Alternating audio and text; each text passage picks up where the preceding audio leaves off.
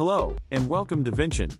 Traditional backup software can help restore the whole VM, but sometimes you just want files in the VM backup. In this video, you will learn how to use Granular Restore to quickly extract files from H3C VM backup. Here we have a backup of H3C VM, and we are going to extract files from it. Go to Granular Restore, and select this H3C VM backup.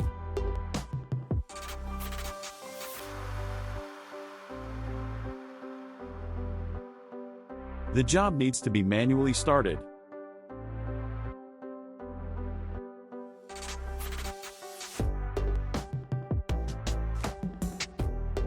It's finished. Let's preview the files, and get the ones we need. Just click the download button, to download the files or folders to the local machine.